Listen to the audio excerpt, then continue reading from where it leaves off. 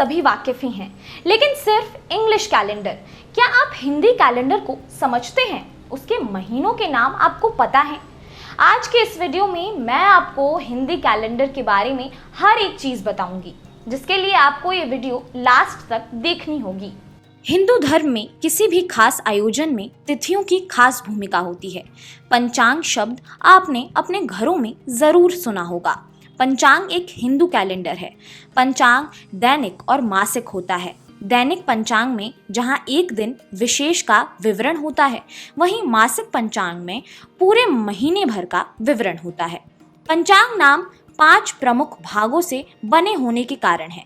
ये है तिथि, वार, नक्षत्र, योग और करण। इसकी गणना के आधार पर हिंदू पंचांग की 3 धाराएं हैं। पहली चंद्र आधारित, दूसरी नक्षत्र आधारित और तीसरी सूर्य आधारित कैलेंडर पद्धति। एक साल में 12 महीने होते हैं। प्रत्येक महीने में 15 दिन के 2 पक्ष होते हैं, शुक्ल और कृष्ण। प्रत्येक साल में 2 अन्य होते हैं। इन 2 अन्यों की राशियों में 27 नक्षत्र भ्रमण करते रहते हैं। मासिक पंचांग यानी हिंदू कैलेंडर में एक महीने को 30 दिन में बांटा गया है। इस 30 दिनों को 2-2 पक्षों में बांटा जाता है, जिसमें 15 दिन के एक पक्ष को शुक्ल पक्ष कहते हैं और बाकी बचे 15 दिन को कृष्ण पक्ष कहा जाता है। चंद्रमा की कलाओं के ज्यादा और कम होने को ही शुक्ल और कृष्ण पक्ष कहते हैं। आइए जानते हैं वैदिक शास्त्र में इन दोनों पक्षों का महत्व।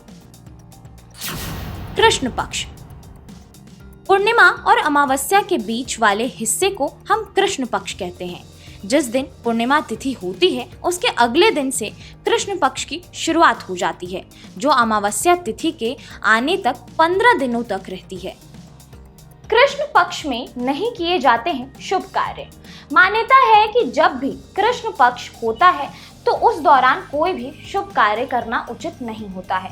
दरअसल इसके पीछे ज्योतिष में चंद्रमा की घटती हुई कलाएं होती हैं। पूर्णिमा के बाद जैसे जैसे दिन आगे बढ़ता है, वैसे वैसे चंद्रमा घटता जाता है, यानी चंद्रमा का प्रकाश कमजोर होने लगता है। चंद्रमा के आकार और प्रकाश में कमी आने से रातें अंधेरी होने लगती हैं। इस कारण से भी कृष्ण पक्ष को उतना शुभ नहीं माना जाता है। चंद्रमा बाकी सभी से हमेशा रुखा हुआ व्यवहार करते हैं।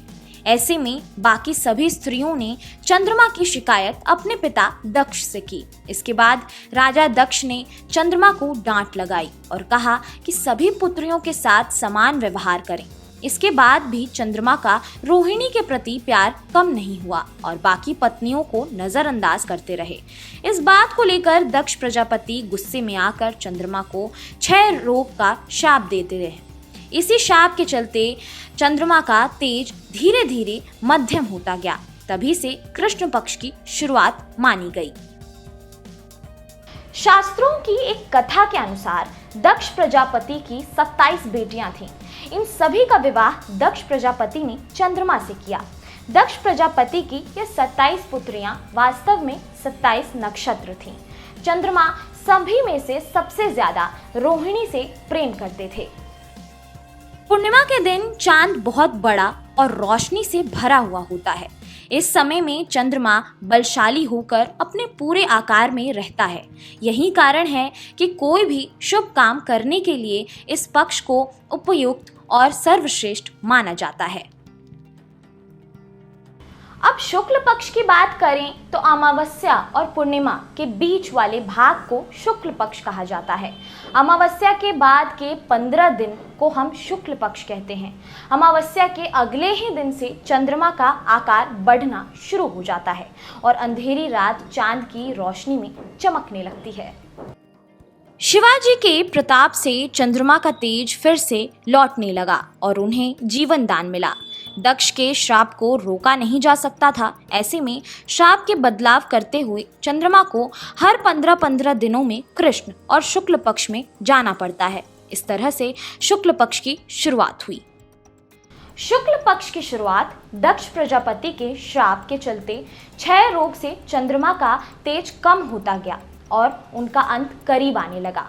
तब चंद्रमा ने भगवान शिव की आराधना की और शिव जी चंद्रमा की आराधना से प्रसन्न होकर चंद्रमा को अपनी जटा में धारण कर लिया। तिथियों के नाम हैं पूर्णिमा, प्रतिपदा, द्वितीया, तृतीया, चतुर्थी, पंचमी, षष्ठी, सप्तमी, अष्टमी, नवमी, दशमी, एकादशी, द्वादशी, त्रयोदशी, चतुर्दशी और अमावस्या। तिथि क्या होता है? एक दिन को तिथि कहा गया है जो पंचांग के आधार पर 29 घंटे से लेकर 24 घंटे तक की होती है। चंद्रमास में 30 तिथियां होती हैं जो 2 पक्षों में बांटी हैं। शुक्ल पक्ष में 1 से 14 और फिर पूर्णिमा आती है। पूर्णिमा सहित कुल मिलाकर 15 तिथि। कृष्ण पक्ष में 1 से 14 और फिर अमावस्या आती है। अमावस्या सहित 15 तिथि। 27 योगों में से कुल 9 योगों को अशुभ माना जाता है तथा सभी प्रकार के शुभ कामों में इनसे बचने की सलाह दी गई है।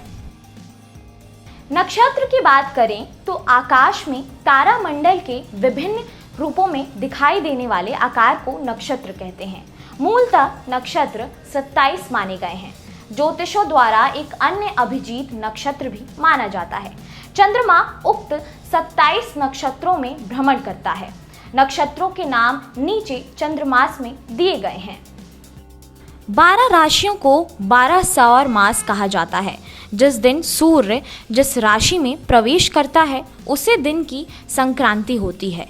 इस राशि प्रवेश से ही सौर मास का नया महीना शुरू माना गया है। सौर वर्ष के 2 भाग हैं, उत्तरायण 6 माह का और दक्षिणायन भी 6 मास का। जब सूर्य उत्तरायण होता है तब हिंदू धर्म अनुसार ये तीर्थ यात्रा व उत्सवों का समय होता है।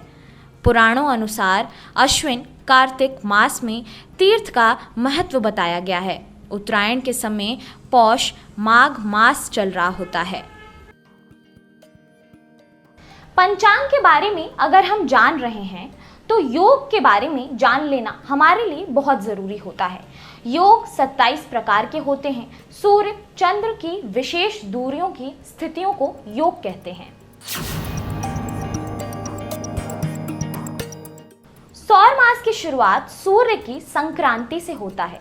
सूर्य की एक संक्रांति से दूसरी संक्रांति का समय सौर मास कहलाता है।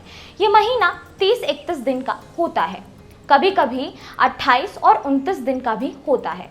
सौर मास 365 दिन का होता है। तो ये जानकारी थी हिंदी कैलेंडर पंचांग की। ऐसी ही और जानकारी के लिए सब्सक्राइब करें हमारे चैनल को।